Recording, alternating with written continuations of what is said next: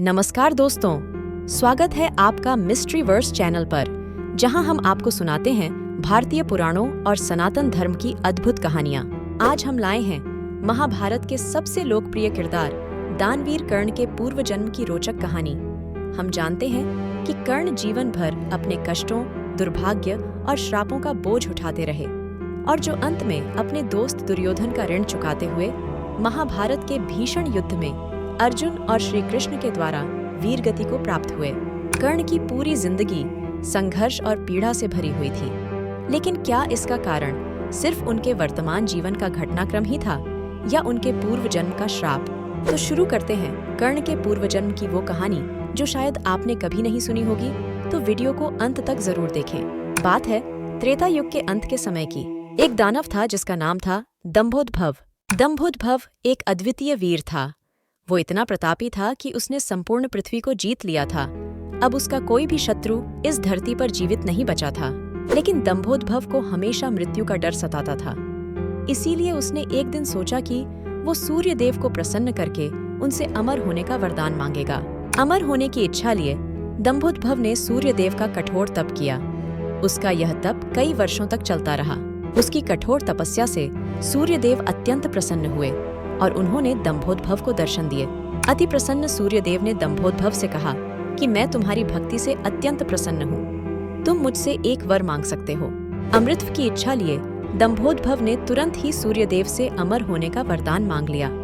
दंभोदभव ने सूर्य देव से कहा कि प्रभु मुझे अमर होने का वरदान दीजिए, लेकिन सूर्य देव यह वरदान देने में असमर्थ थे। उन्होंने कहा कि यह असंभव है। पृथ्वी पर जो जन्म लेता है उसे मरना ही होता है। ये सुनकर दंभोदभव अत्यंत व्याकुल हो गया, क्योंकि उसके तप का एकमात्र उद्देश्य ही अमर होना था। दंभोदभव ने बहुत सोचा और अंत में कहा कि ठीक है, यदि आप मुझे यह वरदान देने में असमर्थ हैं, तो मुझे यह वरदान दीजिए कि मेरे शरीर पर 1000 कवच हों, जिन्हें काटने के लिए 1000 साल की तपस्या करनी पड़े, और जो भी मेरा एक कवच काटे उसकी तुरंत मृत्यु हो जाए। उसकी यह इच्छा सुनकर सूर्यदेव चिंतित हो गए, क्योंकि दंभोदभव एक अत्याचारी दानव था और उन्हें पता था कि वो इस वरदान का दुरुपयोग ही करेगा, लेकिन वो उसको वरदान देने के लिए विवश थे। अतः उन्होंने दंभोदभव को ये वरदान दे दिया, और वही हुआ जिसका डर था। वरदान मिलने के बाद दंभोदभव ने लोगों पर अत्याचार करना शुरू कर दिया। उसकी ताकत के आगे कोई टिक नहीं पाया। उसने वरदान प्राप्ति के बाद धरती पर ऐसा आतंक फैलाया जैसा उससे पहले और कोई असुर नहीं फैला सका था। लोग उसे सहस्रकवच कहने लगे, क्योंकि उसके शरीर पर 1000 कवच थे।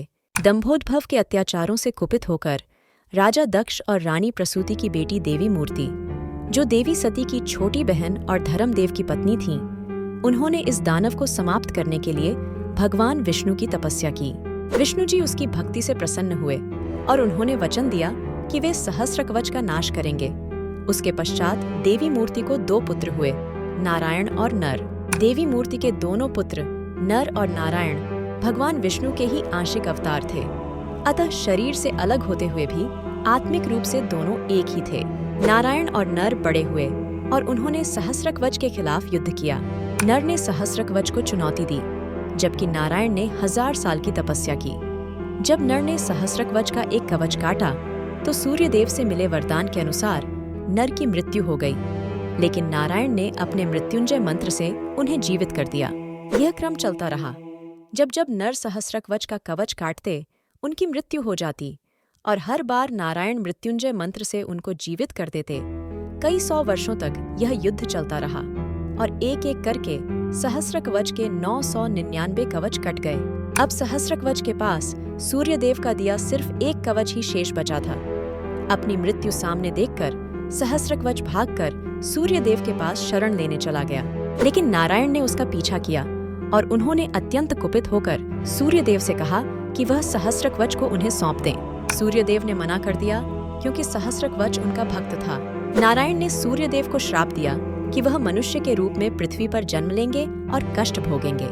यह घटना त्रेता युग के अंत में हुई। इसके बाद नारायण और नर ने द्वापर युग में कृष्ण और अर्जुन के रूप में जन्म लिया, जबकि सहस्रकवच और सूर्यदेव ने संयुक्त रूप से कर्ण के रूप में जन्म लिया। कर्ण को अपने जन्म से कवच और कुंडल मिले, जो दंभोदभव का अंतिम कवच था। युद्ध में यदि अर्जुन कर्ण का आखिरी कवच काट देते तो उनकी भी मृत्यु हो जाती। इसीलिए इंद्रदेव ने पहले ही वो कवच कर्ण से दान के रूप में ले लिया और अंत में नर और नारायण ने मिलकर ही कर्ण का वध किया, जिसमें नर यानी अर्जुन ने कर्ण से युद्ध किया और नारायण यानी श्री कृष्ण ने अर्जुन के प्राणों की रक्षा की। कर्ण को अपने जीवन में कई श्राप मिले, लेकिन उन सब का संबंध कहीं न कहीं उनके पूर्व जन्म से ही था। कर्ण का जीवन जितना वीरता से भरा था उतना ही दुखद भी था। वह सबसे महान धनुर्धरों में से एक थे, लेकिन अपने पूर्व जन्म के पापों के कारण उन्हें अंत तक पीड़ा और अपमान सहना पड़ा। कर्ण एक नायक थे, लेकिन उनका पूर्व जन्म एक दानव का था, जिसने उन्हें यह दुखद जीवन दिया। यही कारण था कि कर्ण, अर्जुन और श्री कृष्ण का यह संबंध जन्मों से जुड़ा हुआ था। तो दोस्तों, यह थी महारथी कर्ण के पूर्व जन्म की कहानी। अगर आपको यह वीडियो पसंद आई हो तो इसे लाइक करें, शेयर करें और हमारे चैनल को सब्सक्राइब करना न भूलें। मिलते हैं अगले वीडियो में एक और अद्भुत कथा के साथ। धन्यवाद।